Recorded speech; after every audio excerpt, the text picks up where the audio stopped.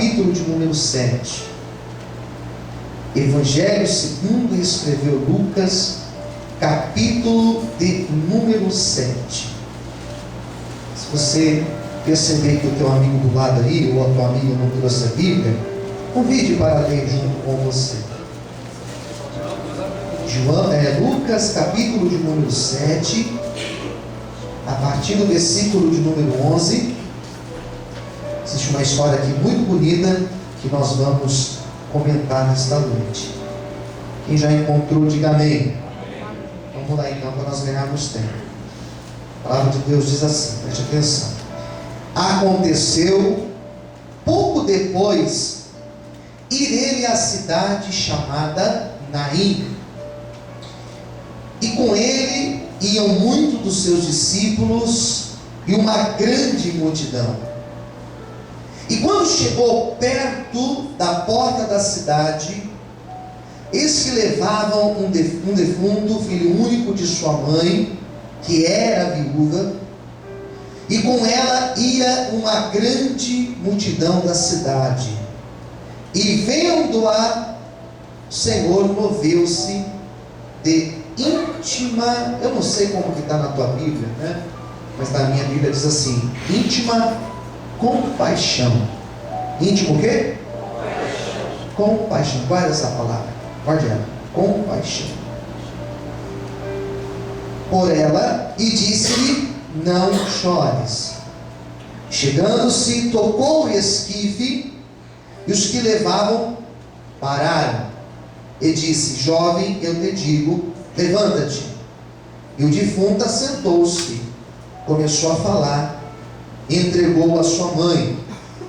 E de todos se apoderou o temor, e glorificavam a Deus, dizendo, um grande profeta se levantou entre nós, e Deus visitou o seu povo. Como que é essa última frase? E Deus visitou. Mais alto. E Deus visitou o seu povo.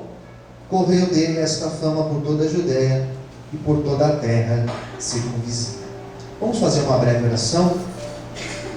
Ó Deus, fala conosco, Senhor, nesta noite, através da tua palavra, através do teu Espírito Santo. Ministra, Senhor, o teu querer, a tua vontade para as nossas vidas. Nós estamos aqui nesta noite, Senhor, sedentos para ouvir tua voz. Fala a nossa alma, aqueles que depois vão ouvir esta palavra, vão assistir esse vídeo, que de igual forma eles sejam também abençoados por ti. Nos abençoe nesta noite, Senhor, em nome de Jesus. Amém e graças a Deus. Você pode aplaudir o Senhor bem forte. Mas pode estar, mas amém, queridos. Graças a Deus. Queridos, eu sempre tenho comentado isso, que às vezes a gente lê um texto na Bíblia e nós temos a impressão que o autor do texto, aquele que escreveu o texto, ele tinha a intenção de falar da pessoa envolvida no texto. Alguns dias atrás, por exemplo, eu ministrei em 2 Reis, capítulo de número 5, e eu deixei claro na pregação, repeti isso várias vezes, que a intenção do texto não era falar, propriamente dito, de Naamã. Na verdade, o texto estava falando sobre Deus. Então a gente lê, por exemplo, um texto como o texto de Jonas, um livro curto de 4 capítulos, e nós podemos correr o risco de achar que o livro de Jonas tem a intenção de falar sobre Jonas. Não é isso. O livro de Jonas fala sobre Deus, e Jonas é um personagem que está envolvido na trama da história. A palavra que nós acabamos de ler fala de uma mulher. Fala de uma mulher, e aqui já é um ponto importante, uma mulher viúva. O segundo ponto importante, porque além de ser mulher, ela era uma mulher viúva, e esta mulher era moradora de uma cidade, um lugarzinho chamado Naim. E nós não encontramos nenhum outro texto na Bíblia falando sobre Naim. Jesus não foi em Naim 2 vezes. Pelo menos a história não vai falar sobre isso. A Bíblia vai falar que Jesus foi apenas uma vez em Naim. Quem entendeu, diga amém. Mas a minha intenção na noite de hoje não é falar de uma mulher viúva, moradora de Naim, que perde o filho. A minha história é falar, a minha intenção nessa noite é falar como Jesus se relaciona com a mulher dessa história.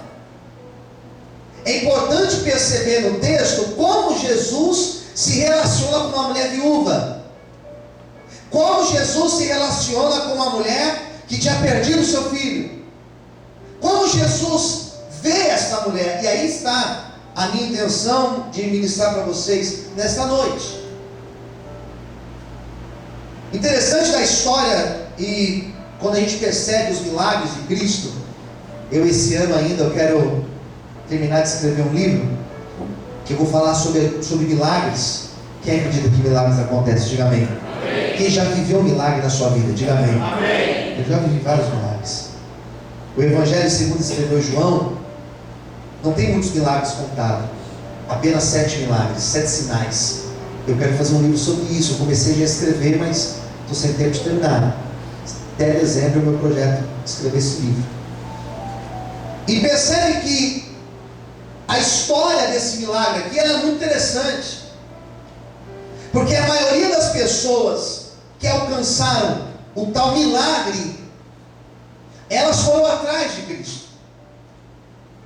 Se você ler, por exemplo, o capítulo 7, a história que vem antes fala de um tal centurião de Cafarnaum, que um dos seus servos estava muito enfermo, praticamente morrendo, e ele vai até Jesus pedir ajuda. Se você ler, por exemplo, lá em Lucas, no capítulo 18, fala de um cego que estava à porta de Jericó, e quando Jesus passa, ele grita por Jesus. Ele foi atrás do milagre. Se você ler, por exemplo, a história que eu preguei domingo, a história de Lázaro, a família de Lázaro foi pedir ajuda para Jesus. Quem está entendendo, diga amém. A grande maioria dos milagres, as pessoas foram atrás de Cristo. O leproso foi atrás de Cristo. A mulher que tinha ali um fluxo de sangue, ela foi atrás de Cristo. Ela se espreme na multidão até tocar nas vestes de Cristo. Mas a história dessa mulher, ela já começa diferente, porque ela não foi atrás de Jesus, foi Jesus que foi atrás dela. Ela não foi atrás de Jesus pedir ajuda, mas foi Jesus que saiu de onde ele estava e foi até um lugar chamado Naim para se encontrar com essa mulher. E eu começo a entender que em alguns momentos da nossa vida, a iniciativa ela não vai partir nem de mim nem de você. A iniciativa vai partir do Senhor. Quantas pessoas que nós conhecemos que estavam perdidas aí no mundo, que estavam longe do caminho do Senhor? Quantas pessoas que nós conhecemos que estavam aí desenganadas, e Deus levantou alguém para ir lá, e Deus fez uma situação para alcançar essa pessoa. Eu começo a entender que quando Jesus tem uma obra, Ele vai até a pessoa para cumprir a obra dEle, para cumprir o propósito dEle sobre esta vida. Se você também crê, adore e aplauda o Senhor nessa noite. Aleluia! Então percebe que ele foi atrás da mulher. Ele que foi até Naim. Diga para quem está ao seu lado: o Senhor, Ele vem ao teu encontro nesta noite. Quem crê nisso, diga amém. Amém. Amém. Ele então sai de onde ele estava, ele vai até essa cidade. E aqui começa uma trama, uma história muito interessante. Porque diz a Bíblia que ele chega em Naim, e penso eu que ninguém entendia por que Jesus queria ir para Naim. Talvez os discípulos falaram assim: Senhor, por que nós vamos para Naim? Qual que é a intenção? Nós estamos indo para cá, e por que nós, em vez de pegarmos aqui essa avenida, por que o Senhor quer dar essa volta lá por cima e passar em Naim antes? Quem está entendendo, diga amém. Por que nós vamos fazer isso, Senhor? Eu imagino que o Senhor falou, não, vamos. Tem um propósito naquele lugar. Diga assim para quem está ao seu lado: Deus nessa noite, Ele te trouxe aqui. Ele tem um propósito na tua vida. Eu não creio em coincidência, eu não creio por acaso. Eu creio que o Senhor nos trouxe aqui porque Ele tem um propósito em nossas vidas. Jesus se desloca e Ele vai até Naim. Você não tem noção do que Deus é capaz de fazer para cumprir o propósito dele nas nossas vidas. Se for preciso, Deus vai até em Naim. Se for preciso, Deus muda a situação da história. Se for preciso, Deus desloca pessoas de outros lugares para vir até aqui trazer a bênção que você precisa. Aleluia. Se for preciso, Deus fecha uma porta aqui e abre uma outra lá. Se for preciso, Deus usa até alguém que te odeia para abençoar a tua vida. Se for preciso, Deus move os céus e move a terra. Mas se Ele tem propósito, Ele cumprirá o propósito dele. Ninguém pode impedir o propósito de Deus nas nossas vidas. Quantos pode louvar e exaltar o Senhor por isso? Isso aí, entendeu? Diga amém. Por isso, quem estava aqui na abertura do culto, e quem esteve atento à abertura do culto, ouviu citar Jó 42, que diz que os propósitos do Senhor, eles não podem ser impedidos. Fala para o seu irmão do lado: ninguém vai impedir o propósito de Deus na tua vida. Aí começa aqui um ponto interessante da história. Olha o que diz o versículo 12. Quando chegou perto da porta da cidade, você sabe que os cemitérios naquela época, os cemitérios não ficavam dentro das cidades. Os cemitérios, eles ficavam fora da cidade, fora dos muros da cidade. É interessante os cemitérios em Israel, porque os cemitérios em Israel, eles não ficam dentro da cidade, eles ficam fora. Quem está entendendo, diga amém. E uma outra coisa interessante é que nos cemitérios eles não colocam flores, que nem nós colocamos. Eles colocam pedras em cima dos sepulcros. E aquelas pedras mostram a dureza da saudade, a dor da saudade profunda que os familiares sentem. Então essa mulher, ela estava saindo da cidade. Ela estava com o seu filho, levando dentro de um caixão. E ele estava saindo da cidade para sepultar o seu filho. Eu acho interessante no texto, porque se Jesus, a história anterior a essa, que eu citei para vocês já, fala de um servo, de um centurião que estava enfermo. E esse centurião chegou para Jesus e falou: Senhor, abençoe o meu servo, que ele está enfermo. E Jesus não foi na casa do centurião. Quem entendeu, diga amém. Porque se Jesus tivesse ido na casa do centurião, essa história não teria acontecido. Tente imaginar, se Jesus tivesse ido até a casa do centurião, orado pelo servo, por mais rápido que ele fosse, ele ia gastar um tempo ali. E quando ele saísse e fosse para Naim, eles não estariam na porta da cidade. Muito provável que eles já teriam enterrado o menino. Quem concorda comigo, diga amém. E muito provável que eles já tinham voltado para casa. E muito provável que esta mulher já estaria na sua casa chorando. Então percebe que tudo aconteceu dentro de uma logística. Tudo aconteceu dentro de uma dinâmica chamada tempo de Deus. Tudo acontece dentro do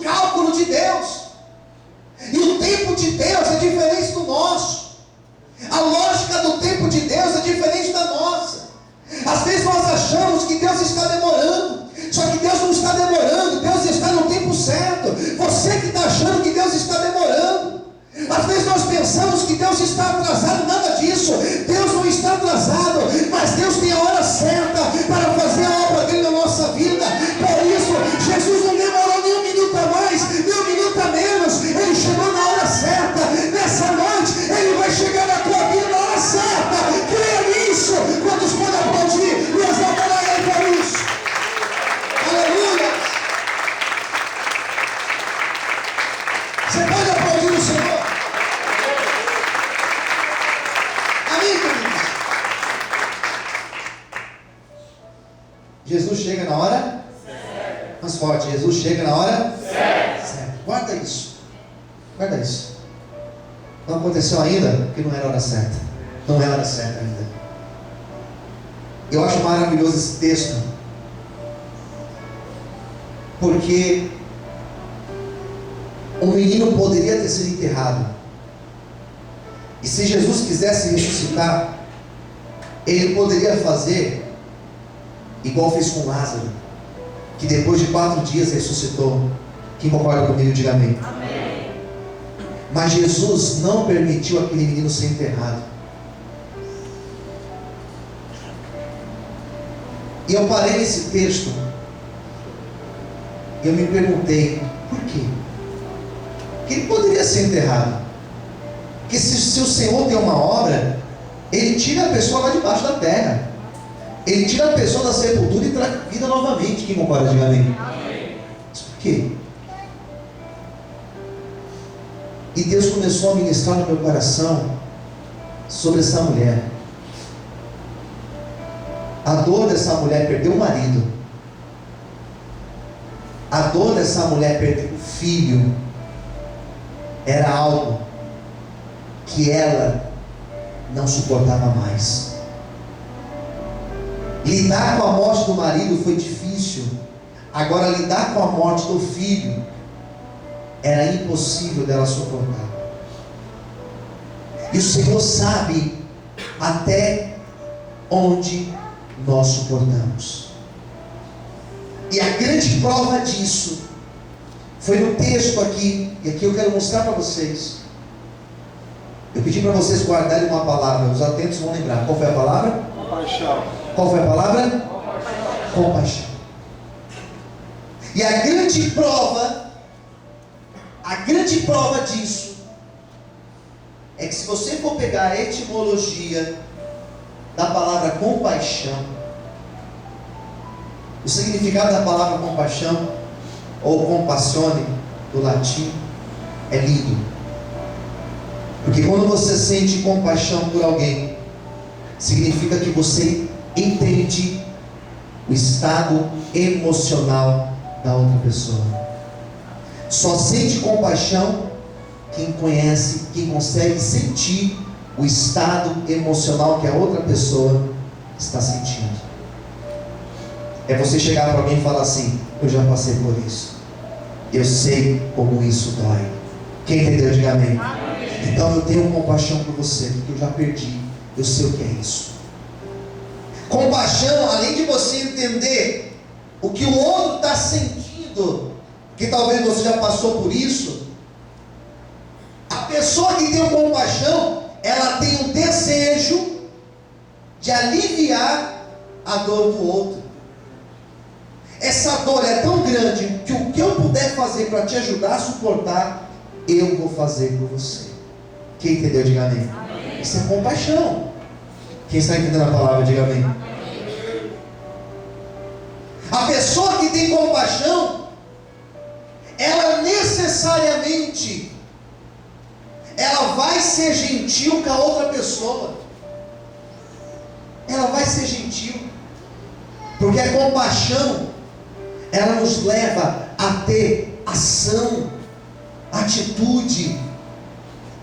Por isso que Jesus, quando ele corre para chegar em Naim, por isso que Jesus, quando chega naquela cidade e vê aquela mulher ali carregando o seu filho para ser enterrado, a Bíblia vai dizer que Jesus sentiu, o que ele sentiu por ela? O que ele sentiu por ela? Sentiu a dor dela. E ele sabia que aquela mulher não ia suportar. E ele sabia que o sofrimento daquela mulher era um sofrimento desumano. Por isso que ele chega perto daquela mulher, ele abraça aquela mulher, e ele diz para ela assim: filha, não chores. Filha, pode parar de chorar. Filha, pode enxugar as lágrimas. Mas como não chorar, pastor, por alguém que está perdendo o seu filho? Como não chorar por alguém que perdeu o marido e agora vai enterrar o seu filho? Por que Jesus falou para ela: não chores? Porque Jesus, quando abraçou aquela mulher, ele falou: não chores. Ele sentiu compaixão e ele sabia: eu vou fazer algo por ela, eu vou mudar a história dela. Eu estou sentindo o que ela está sentindo. Eu tenho uma revelação de Cristo para você nessa noite. Ele sabe o que você está passando, ele sabe o que você está sentindo, ele sabe das tuas humilhações, ele sabe das tuas dores, e ele te diz hoje: não chores, porque eu vou te ajudar nessa luta. Se você crê nesse Cristo, aplauda e exalte a ele nessa noite, em nome de Jesus. Aleluia. Você pode aplaudir o Senhor? Amém. Por isso que o texto diz que ele se move de íntima compaixão por ela. Por que ele se move? Que teve uma ação dele. Quem entendeu, diga amém. Amém. É fácil você chegar para alguém e falar assim: olha, que difícil, hein, que dor. Mas ó, boa sorte. Jesus falou: não, eu vou ajudar essa mulher. Quem está entendendo, diga amém. Aqui é a beleza do texto. Aqui é a beleza do texto é perceber que Jesus está conosco nos momentos mais difíceis da vida. Fala para o seu irmão do lado: Jesus. Mais alto, diga: Jesus. Ele sempre estará conosco nos momentos mais difíceis da vida. E o que eu acho tremendo de poder pregar a palavra de Deus, que eu acho mais glorioso, é saber, e eu falei isso domingo, que Cristo não falou que a nossa vida ela seria fácil. Cristo não falou em nenhum momento: olha, se vocês forem meus discípulos, vocês terão uma vida de sucesso, de muita prosperidade, de vitórias e vitórias. Ele não prometeu isso. A promessa que ele fez foi que nós teríamos paz. A promessa que ele fez foi que ele estaria conosco. Posso ouvir amém? Esses dias, dando uma entrevista, eu fui questionado sobre a crise. E me perguntaram: pastor, mas a crise ela é por conta espiritual? É espiritual toda essa crise? Ou essa crise é por conta dos governantes, da escolha do povo? Eu dei meu parecer acerca do assunto e começamos a falar um pouco mais de crise. E eu falei do lado positivo da crise. Será que existe um lado positivo da crise? Existe. O lado positivo da crise, da nossa vida, da nossa dificuldade, é que na nossa luta, Deus se revela para nós. Deus, Ele não é conhecido, mas Deus se deixa conhecer. E Deus se deixa conhecer quando nós passamos pelas lutas. Por isso que Jó fala: eu te conhecia, eu te ouvi falar, mas agora os meus olhos te veem. Eu tenho uma experiência contigo, Senhor. Então percebe que Cristo, Ele se deixa conhecer. Porque na hora mais dura da vida dessa mulher, na hora mais difícil da vida dessa mulher, Cristo saiu de não sei de onde. Ele apareceu lá em Naim. Por que Naim, pastor? Daquele lugarzinho. Porque aquela mulher precisava conhecer a Cristo. E eu começo a entender que nos momentos mais difíceis da tua vida, pode ser que hoje você esteja num momento desse, ou pode ser que essa palavra vai te servir daqui a algum tempo, mas eu quero que você entenda que quando você passar pelo maior deserto da tua vida, Jesus, Ele vai estar do teu lado. Pode a tua família te deixar, pode os teus amigos te abandonarem, Jesus, Ele vai estar com você nos seus momentos difíceis, te dizendo: não temas, não chores, porque eu estou contigo. Você pode aplaudir e exaltar a Ele nessa noite.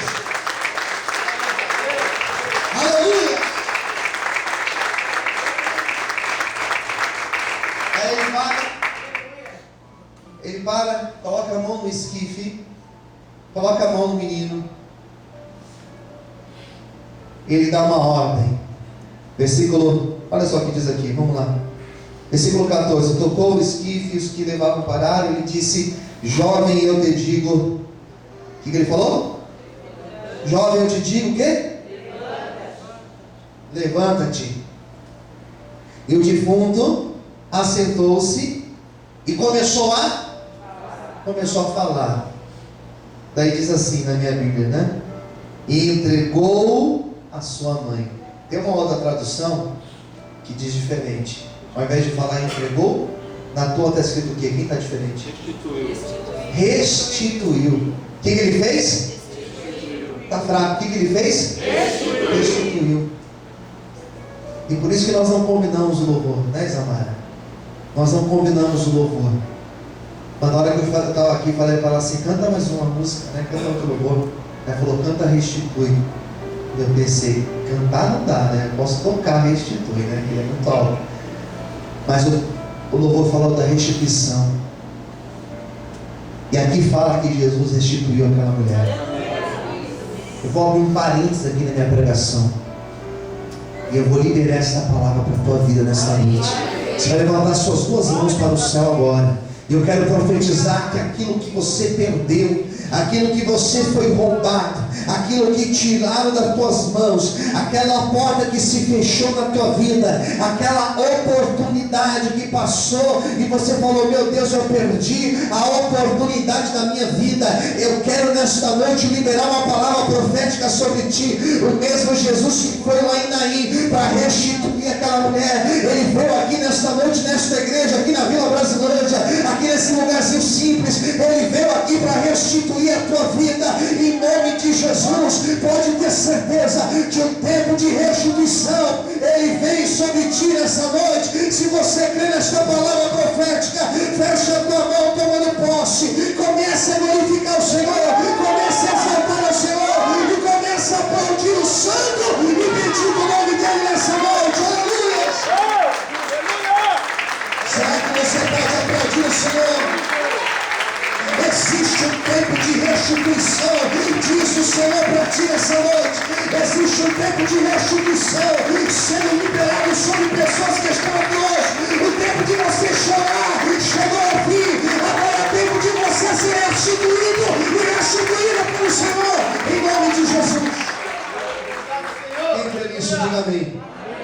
Último versículo, olha o que diz aqui, versículo 16: e todos se apoderou o temor, glorificavam a Deus, dizendo: um profeta se levantou entre nós. Olha a última frase: e Deus visitou o seu povo. Deus está aqui nessa noite. Daí tem o 17: e correu dele esta fama por toda a Judéia, por toda a terra circunvizinha. Não houve um lugar naquela região que não ficou sabendo do milagre que Jesus fez na vida dessa pobre mulher viúva. Por isso que o texto, por mais que o texto fale de uma mulher que perdeu o filho, por mais que o texto mostre uma mulher pobre que perdeu e foi restituída, o texto fala de Cristo. O texto fala que Cristo, quando vê alguém sofrendo, Ele se compadece dessa pessoa. Por isso, onde que Cristo está? Cristo está onde tem alguém necessitado, onde tem alguém sofrendo, onde tem alguém chorando nesse momento, onde tem alguém clamando pela misericórdia dEle, pela compaixão dEle. Aí Jesus Cristo está. Por isso que eu não tenho dúvida que o Senhor está aqui nessa noite. Por isso que eu não tenho dúvida que o Senhor está lá em Bruxelas, onde houve o atentado hoje. Por isso que eu não tenho dúvida que o Senhor está agora nos hospitais, onde tem pessoas lá desenganadas pelos médicos, onde tem filhos chorando pelas suas mães, pelos seus pais. Por isso que eu não tenho dúvida que o Senhor está aqui nessa noite, e Ele está trazendo um tempo de restituição sobre as nossas vidas. Receba esta palavra sobre ti. Quantos podem aplaudir e exaltar o nome dEle nessa noite? O Senhor te abençoe. Que o Senhor te abençoe. Que o Senhor cumpra essa palavra na tua vida. Vamos fazer uma oração. Vamos ficar em pé nesse momento. Fechar os nossos olhos agora.